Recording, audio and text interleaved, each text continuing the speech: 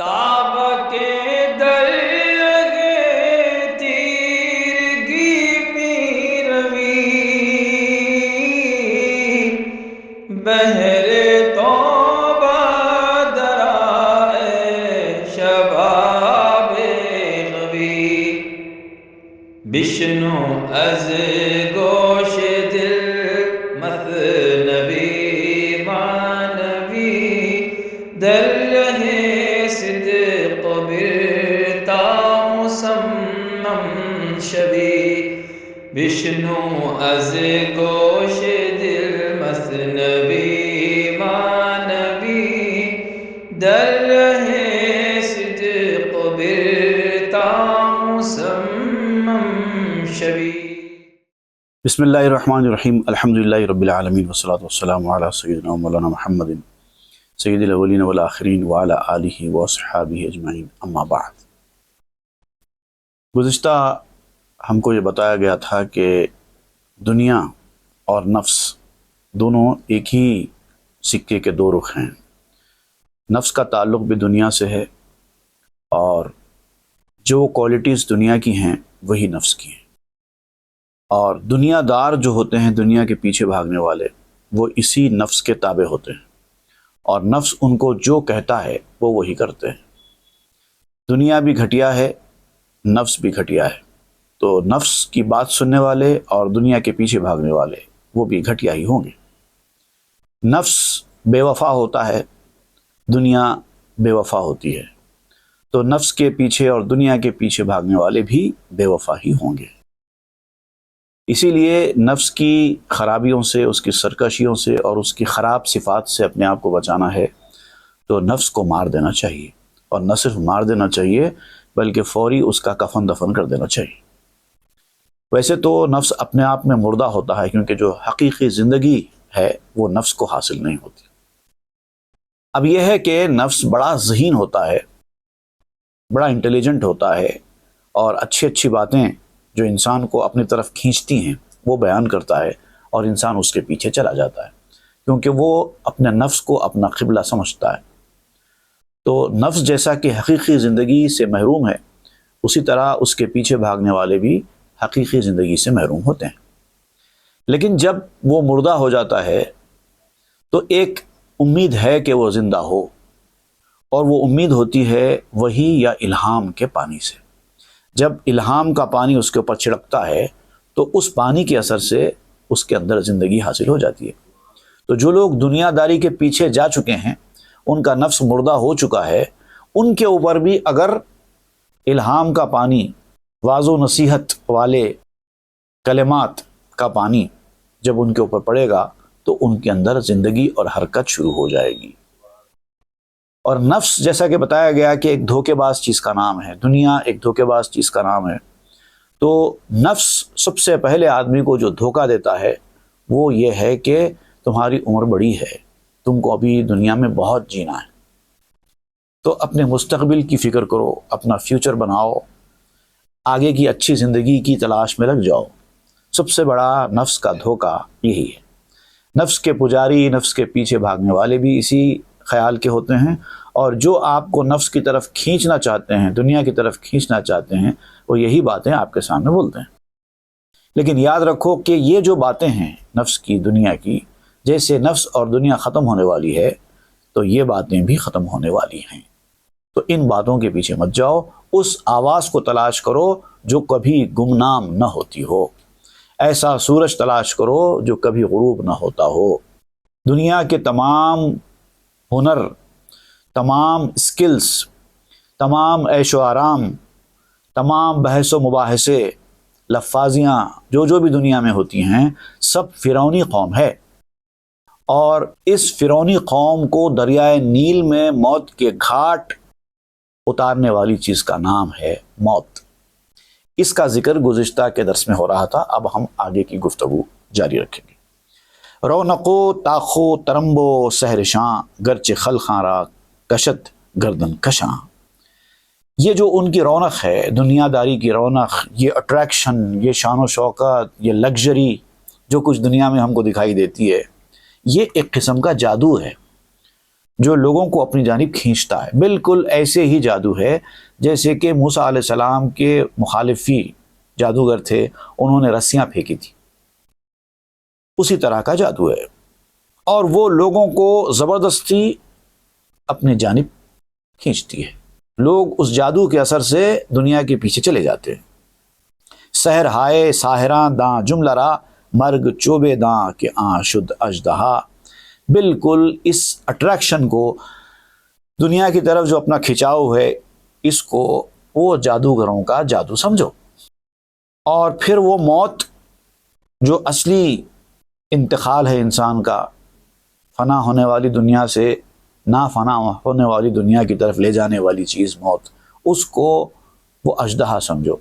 جیسے موسیٰ علیہ السلام نے لکڑی ماری تو وہ لکڑی اژدہا بن گئی اور اس نے پورے سانپوں کو نگل لیا۔ جادوئی ہارا ہما یک لقمہ کرد، یک جہاں پر شب بداں را صبح خرد۔ تو جو موت ہے، موت نے سب جادوگروں کو، یہ دنیا کے پیچھے بھاگنے والے جتنے جادوگر ہیں، سب کو ایک ہی لقمے میں نگل لیا ہوتا ہے۔ بڑے سے بڑا آدمی بھی، کروڑ ہا ارب ہا تولہ سونا اپنی ملکیت میں رکھنے والا بھی موت سے تو نہیں بچ سکتا۔ تو گویا ایسا ہوگا کہ دنیا میں سب کچھ چل رہا تھا، نیرنگیاں تھیں اور دنیا کی سرگرمیاں تھیں، مقابلے بازیاں تھیں، ایک دوسرے کو نیچا دکھانے کی کوششیں تھیں، لڑائی جھگڑے تھے، آرام و عیش تھا، سب تھا، جھٹکے میں سب ختم ہو گیا۔ اور اسی طرح آپ دنیا میں پہلی بار نہیں آئے ہیں، آپ سے ہزاروں سال سے دنیا میں لوگ آتے رہے، اور آپ چلے جائیں گے تو بھی دنیا ختم ہونے والی نہیں ہے۔ آپ کے بعد بھی ہزاروں سال تک، پتہ نہیں اللہ تعالیٰ جب تک چاہے دنیا چلتی رہے گی، نئے نئے لوگ آتے رہیں گے۔ یہ ہے دنیا کی اصلیت اور حقیقت۔ صبح ہوگی تو سورج نکل آئے گا، رات کی اندھیرا ختم ہو جائے گا۔ صبح آتی ہے اور رات کے اندھیرے کو نگل لیتی ہے۔ نور ازاں خوردن نشد افزون و بیش، بل ہما سانست کو بوداست پیش۔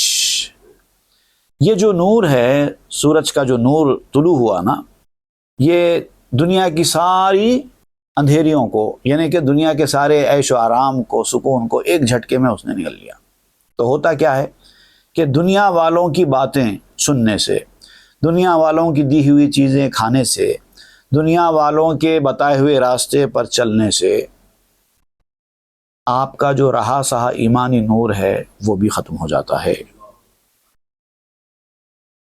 اب اللہ تعالیٰ نے ہدایت کا جو نور دیا، اور اس نور کی وجہ سے جو انسان ہدایت کے راستے پر آیا، تو یہ مت سمجھو کہ انسان کے اس نور کے ہدایت کے راستے پر آنے سے اس نور میں کوئی اضافہ ہوا۔ اس نور میں کوئی اضافہ یا کوئی کمی نہیں ہوتی، بلکہ نور تو پہلے جیسا تھا آج بھی ویسے ہی ہے۔ ہزاروں سال پہلے ہدایت کا نور جیسا تھا آج بھی ویسی ہے، قیامت تک ویسے ہی رہے گا۔ جیسے کہ سورج کا معاملہ ہے، سورج جب طلوع ہوتا ہے تو زمین کے ہر خطے پہ اتنی ہی روشنی دیتا ہے۔ بھلے ہی ہزاروں لاکھوں کے انسان جس بستی میں بس رہے ہیں، وہاں پر بھی سورج کی روشنی ویسی پڑ رہی ہے۔ جہاں ہزارہ کلومیٹر تک کوئی آبادی ہی نہیں ہے، وہاں پر بھی سورج کی روشنی ویسی ہی پڑ رہی ہے۔ دنیا چاہے ختم ہو جائے، اگر اللہ تعالیٰ نے چاہا سورج کو کہ وہ روشن رہے تو وہ روشن ہی رہے گا۔ در اثر افزوں شدہ در ذات نے، ذات را افزونی و آفات میں۔ اب نور کے نکل جانے سے اس کے اثر میں اضافہ ہوا، زیادہ سے زیادہ لوگوں نے اس نور سے استفادہ کیا۔ اثر میں اضافہ ہونا اور چیز ہے، ذات میں اضافہ ہونا، اصلیت میں اضافہ ہونا اور چیز ہے۔ ذات میں کوئی اضافہ نہیں ہوتا، وہ اللہ کا نور ہے نا، ہدایت کا نور، اللہ کا جو نور ہے، اس کی اصلیت میں، اس کی ذات میں کبھی اضافہ یا کمی نہیں ہوتی، اس کے اثرات میں ہوتی ہے۔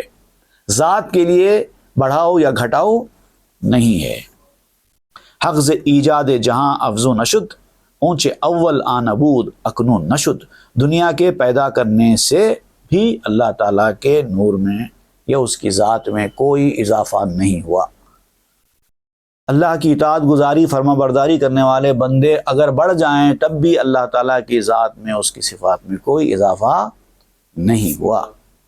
دنیا جب نہیں تھی ایک آدمی کو بھی اللہ نے پیدا نہیں کیا تھا، اللہ کی ذات ویسے ہی تھی، اس کا نور ویسا ہی تھا، اور دنیا ختم بھی ہو جائے گی تو بھی اللہ کی ذات، اللہ کا نور ویسے ہی رہے گا، کوئی کمی زیادتی نہیں ہوگی۔ آنچ اول آن نبود اکنون نشد، جو کچھ پہلے نہ تھا اب بھی نہیں ہوا، جو پہلے تھا وہی ہو رہا ہے۔ اگر کوئی چیز پہلے نہیں تھی بعد میں ہوئی، ایسا نہیں ہو سکتا۔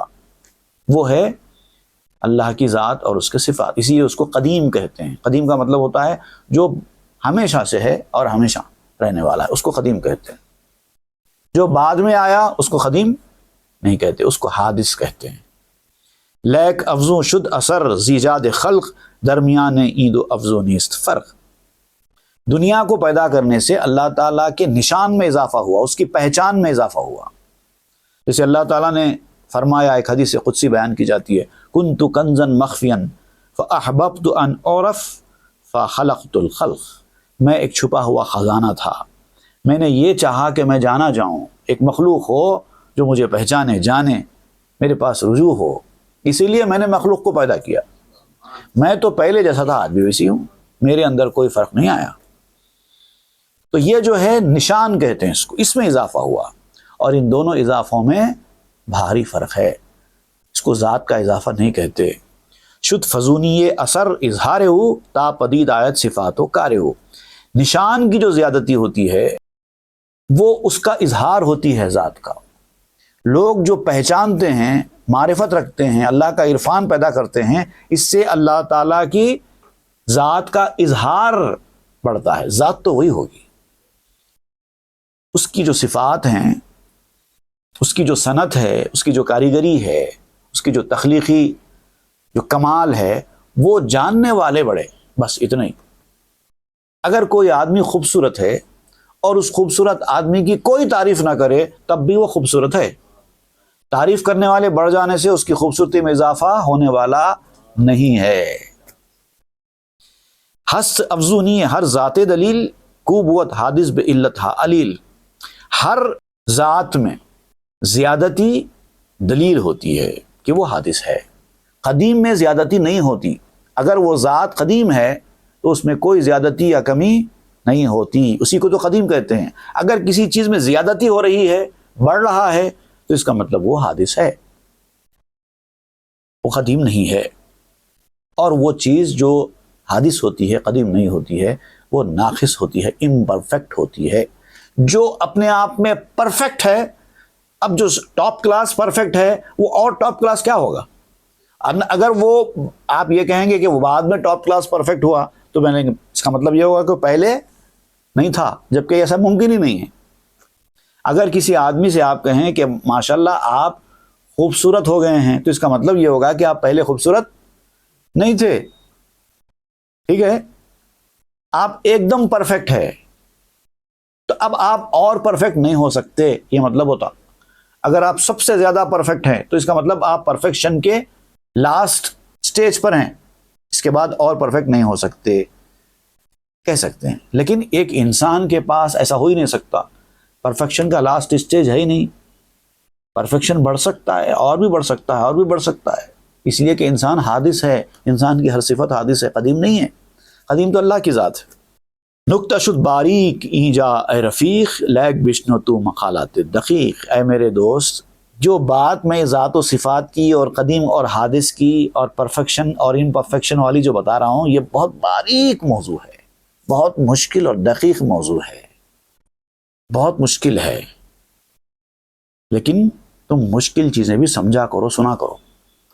یہ مت کہو کہ بھائی میری بات سمجھ میں نہیں آ رہی ہے، یا سمجھنے میں مجھے دقت ہو رہی ہے، بات میرے سر کے اوپر سے چلی جا رہی ہے۔ نہیں، جانے دو، سنتے رہو، کبھی نہ کبھی تو تمہارا ذہن اس قابل ہو جائے گا کہ سمجھ سکو، یا اگر پورا نہ سمجھ پا رہے ہیں تو کچھ تو سمجھ پاؤ گے۔ سنو تو صحیح، باریک باتیں سنتے رہنا چاہیے، نہیں سمجھ میں آنے کا بہانہ بنا کر بھاگنے کی ضرورت نہیں ہے، کام کی باتیں ہیں۔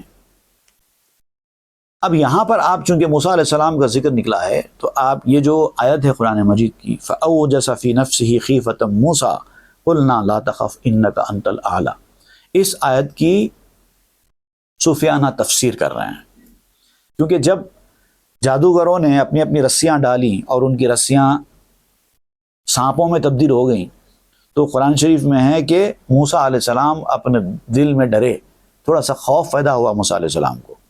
تو اللہ تعالیٰ نے فرمایا کہ اے موسیٰ مت ڈر، ڈرنے کی ضرورت نہیں ہے، ڈومینیٹ تو ہی رہنے والا ہے، تو جو ڈومینیٹ رہنے والا ہے اس کو ڈرنے کی ضرورت نہیں ہے، یہ اللہ تعالیٰ نے فرمایا. تو اس کی تفسیر میں بہت سارے علماء نے بہت کچھ لکھا ہے. ایک عام تفسیر تو یہ ہے کہ موسیٰ علیہ السلام سانپوں کو دیکھ کر ڈر گئے تھے، لیکن آپ کو صوفیہ یہ بتاتے ہیں کہ وہ نبی جو موت سے نہیں ڈرتا، سانپ سے کیا ڈرے گا؟ موت کا ڈر بڑا کہ سانپ کا ڈر بڑا؟ سانپ سے انسان ڈرتا اسی لیے ہے کہ موت آ سکتی ہے، باقی اور ڈر کیا ہے سانپ کا؟ تو جس کو موت کا ڈر نہیں ہے وہ سانپ سے کیا ڈرے گا؟ تو یہ پھر اللہ تعالیٰ کا فرمانا کیا ہے کہ موسیٰ ڈر گئے تھے. تو اس کے بارے میں صوفیہ کرام نے کہا ہے کہ موسیٰ علیہ السلام کو جو ڈر تھا وہ قوم کے گمراہ ہو جانے کا تھا، جادوگروں کے اثرات کو، ان کے جادو کو دیکھ کر کہیں قوم گمراہ نہ ہو جائے. میں بھی معجزہ دکھاؤں گا بعد میں، لیکن لوگوں کے اندر اتنا شعور نہیں ہے کہ وہ جادو میں اور معجزے میں فرق کر سکے. یہ بھی حیرت انگیز چیز، وہ بھی حیرت انگیز چیز. رسی ڈالی جا رہی ہے، سانپ بن رہے ہیں، وہ بھی انسان کے لیے حیرت انگیز چیز ہے. میراکل دکھائی دے رہا ہے، پھر موسیٰ علیہ السلام بھی اپنا عصا ڈال رہے ہیں تو اژدہا بن رہا ہے، یہ بھی حیرت انگیز چیز ہے.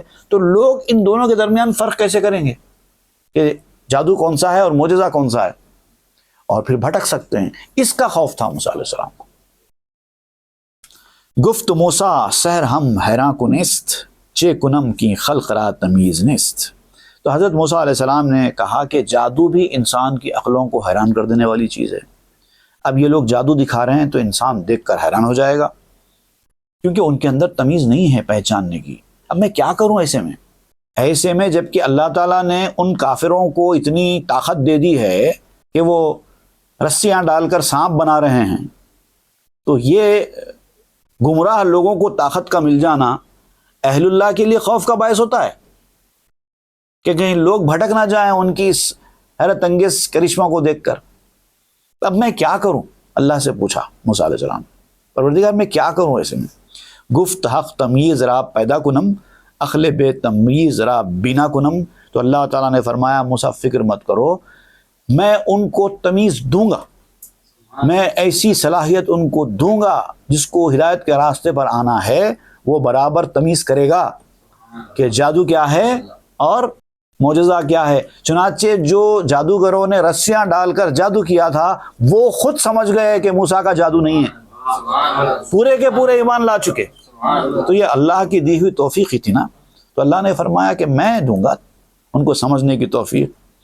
حالانکہ یہ لوگ بے عقل ہیں، ان کی عقل میں اتنی صلاحیت نہیں ہے کہ پہچان سکیں، وہ اندھی عقل کے لوگ ہیں، لیکن میں ان اندھی عقلوں میں بھی بصارت دے دوں گا.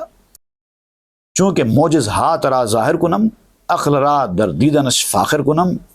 جب میں تمہارے معجزوں کو ظاہر کروں گا ان لوگوں کے سامنے، جب تم اپنے معجزے دکھائیں گے تو ان کی عقلوں کو اس قابل بناؤں گا کہ وہ سمجھ سکیں کہ جادو کیا ہے اور معجزہ کیا ہے، انسان کی بساط کتنی ہے، انسان جادو میں کیا کیا کر سکتا ہے، کہاں تک جا سکتا ہے، اس کے لیمیٹیشنز کیا ہیں.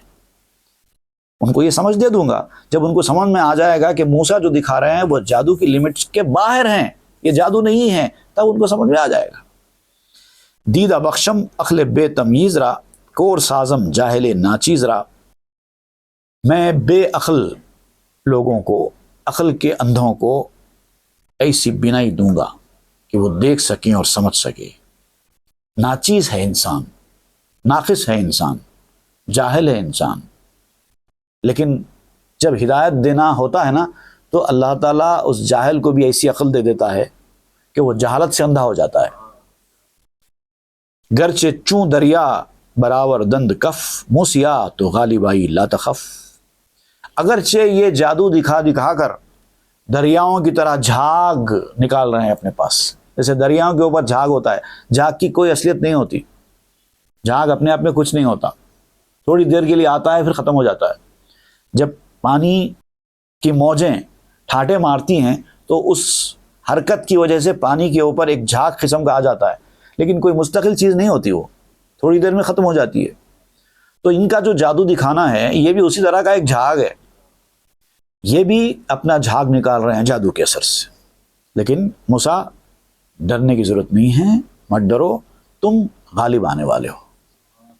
اب دیکھو ہم کیا کرتے ہیں۔ بود اندر عہد خود سحر افتخار، چوں عصا شد مار آہاں گشت آر۔ ایک زمانے میں جادو اپنے اثرات والی چیز مانی جاتی تھی، لوگ جادو دکھا دکھا کر اپنے فن پر فخر کیا کرتے تھے، جادوگر کو عزت دی جاتی تھی، بہت بڑا فنان مانا جاتا تھا۔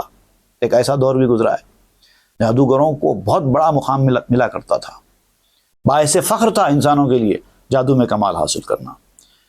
لیکن جب موسیٰ کی لاٹھی سانپ بنی تو یہی جادو ذلت کا باعث بن گیا، ذلت ہو گئی اتنے بڑے بڑے جادوگروں کی۔ ہر کسیرا دعوی حسن و نمک، سنگ مرگ آمد نمک ہارا مہک۔ دراصل ہوتا یہ ہے کہ جس آدمی کے پاس جو بھی فن آتا ہے، کوئی کمال اس کو حاصل ہو جاتا ہے، تو پہل وہ اپنے کمال، اپنے حسن، اپنی ملاحت، اس پر بڑا ناز کرتا ہے، بڑا فخر کرتا ہے، اس کو دعویٰ ہوتا ہے میں بڑا کمال حاصل کر چکا ہوں۔ دنیا میں رہ کر تم کسی بھی فیلڈ میں کتنا بھی بڑا مقام حاصل کرو، لیکن جو موت کا پتھر ہے نا، وہ تو ساری ملاحتوں کے سارے کمالات کو ختم کرنے والی چیز ہے، وہ ہے اصل کسوٹی۔ سب سے بڑا کمال اس آدمی کا ہے جو مرنے سے خوف نہ کھائے۔ آپ کے پاس چاہے کچھ بھی کمال ہو، بڑا سے بڑا، لیکن اگر آپ کے پاس موت کا ڈر ہے تو کوئی کمال نہیں۔ سب سے بڑا کمال تو یہ ہے کہ موت سے نہ ڈریں۔ جس آدمی کو موت کا خوف ختم ہو جاتا ہے وہ ہے اصلی بہادر۔ سحر رفت و معجزے موسیٰ گذشت، ہر دورہ ازبا میں بود افتاد تشت۔ جادو ختم ہو گیا، جادو دکھانے والوں نے جادو دکھا دیا، پھر موسیٰ علیہ السلام نے بھی اپنا معجزہ دکھا دیا۔ ادھر جادوگروں نے اپنا جادو دکھایا، ادھر موسیٰ علیہ السلام نے اپنا معجزہ دکھایا، اور یہ دونوں چیزیں دنیا میں مشہور ہو گئیں، اور سب کو پتہ چل گیا کہ جادو کہاں تک جا سکتا ہے اور معجزہ کہاں تک جا سکتا ہے۔ بانگ تشت سحر جز لانت نماند، بانگ تشت دی بجز رفعت نماند۔ جادو کا جو تشت تھا اس کی بھی آواز آئی، لیکن وہ آواز لعنت کے سوا کچھ نہیں تھی۔ لیکن جو دین کا تشت تھا، جو معجزے سے آگے بڑھا تھا، اس کی بھی ایک آواز آئی، اور اس کی آواز بلندی کے سوا کچھ نہیں تھی۔ جب تک معجزہ نہیں آیا تھا تب تک جادو بہت بڑی چیز تھی، لوگ اس کے پیچھے جاتے تھے، لیکن جیسے ہی معجزہ آ گیا جادو کو ذلت مل گئی، اس کی ویلیو ختم ہو گئی۔ اسی لیے آپ کسوٹی کہہ رہے ہیں آپ، کیونکہ اصلی اور نقلی میں پہچان کرنے والی چیز تو کسوٹی ہے، ٹچ سٹون ہے۔ اگر ٹچ سٹون نہ ہو تو لوگ اصلی اور نقلی کی پہچان نہیں کر سکتے۔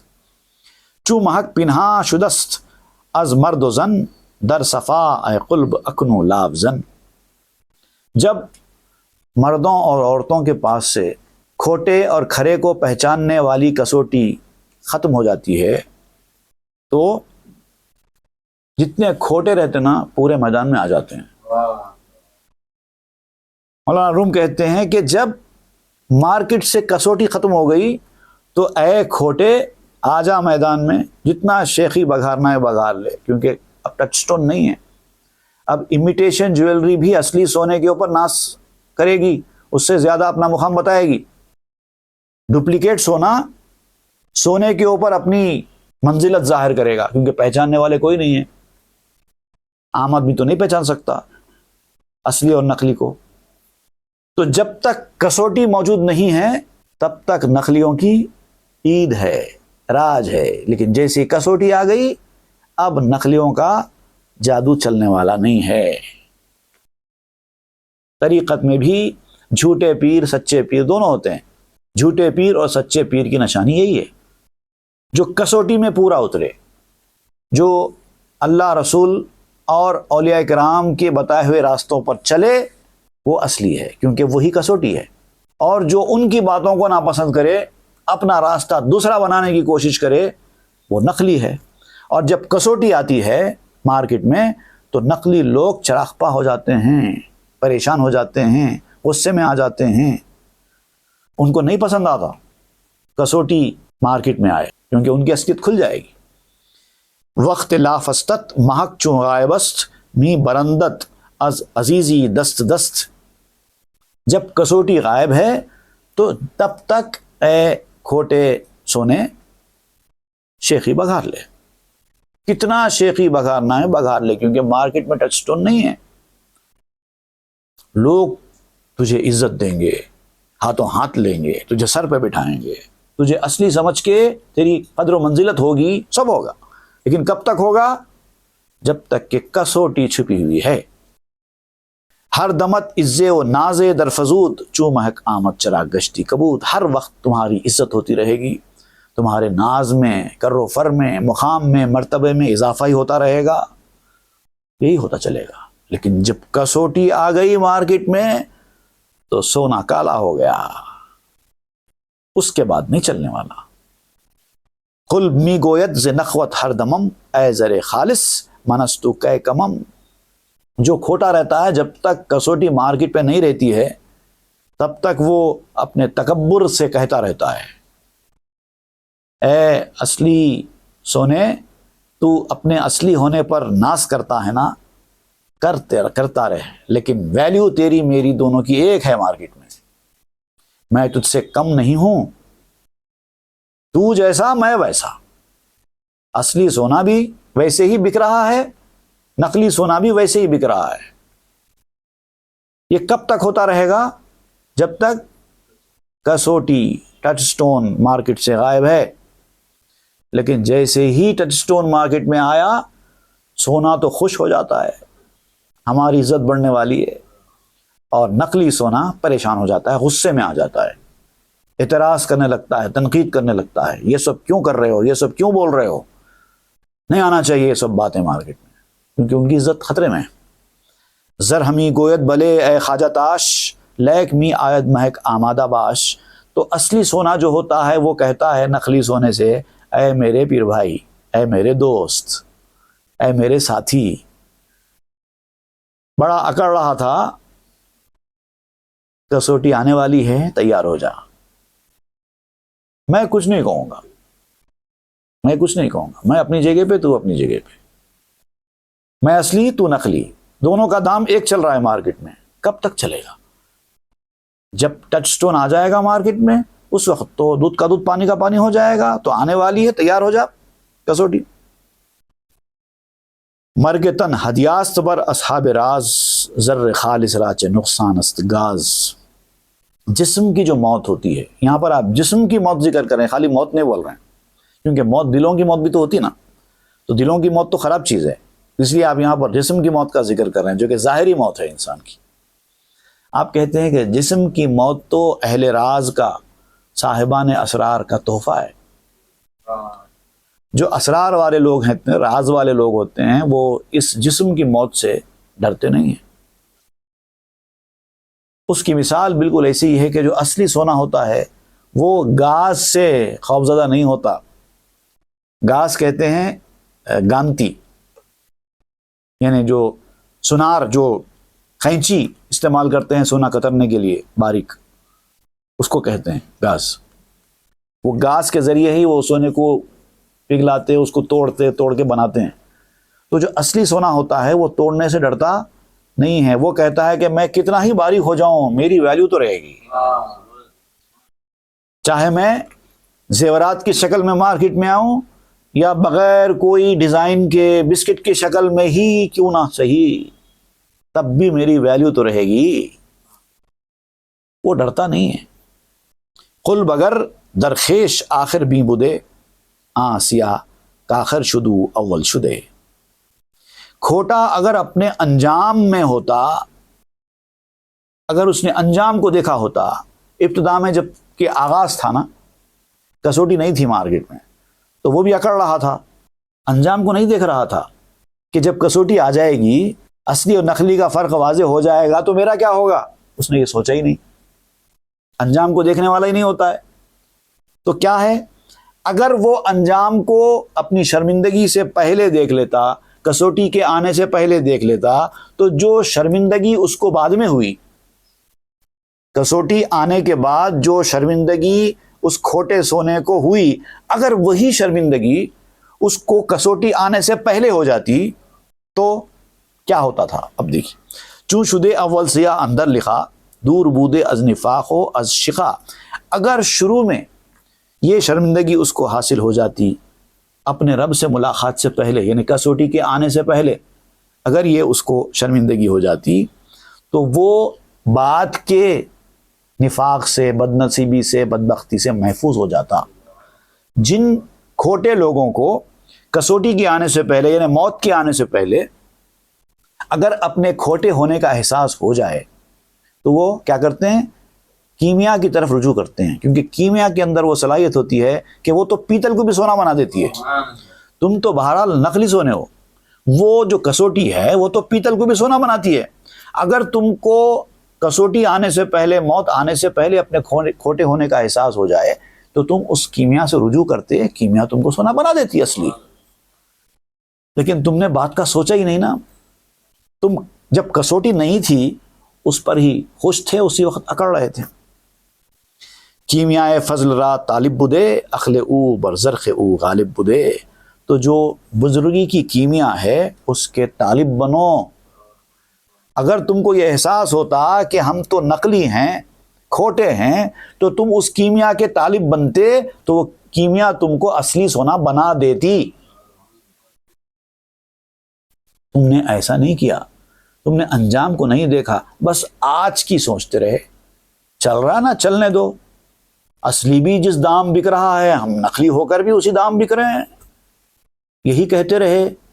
تو یہ تو حال تھا، مستقبل کو تم نے نہیں دیکھا۔ کسوٹی کب تک چھپتی ہے؟ کچھ عرصہ چھپے گی نا، بعد میں تو ظاہر ہو جائے گی، اس کو تو آنا ہی آنا ہے۔ تو ڈرتے کیوں ہو؟ پہلے کا پہلے تیاری کر لو۔ تو شرمندہ بعد میں ہونے سے اچھا یہ ہے کہ شرمندہ پہلے ہو جاؤ۔ جب تک تمہارے پاس حالات ہیں، سازگار ہیں، اپنے کھوٹے سونے کو اصلی بنانے کے حالات موجود ہیں، تب تک شرمندہ ہو کر کیمیا سے رجوع کر کے اپنے کھوٹے سونے کو اصلی بنا لو۔ بعد میں جب موت آ جائے گی، موت کی کسوٹی مارکیٹ میں آ جائے گی، اس کے بعد پھر تم کو کھوٹے سونے کو اصلی بنانے کا وقت نہیں رہے گا۔ یہ بڑا کام کا موضوع ہے، اور اس کے آگے آپ تسلسل اس کا بیان کر رہے ہیں، انشاءاللہ وہ ہم آئندہ کے درس میں پڑھیں گے۔ صلی اللہ تعالی علی خیر سیدنا محمد وآلہ وصحبہ اجمعین والحمد للہ رب العالمین۔ تاب کے درگے تیرگی میں روی،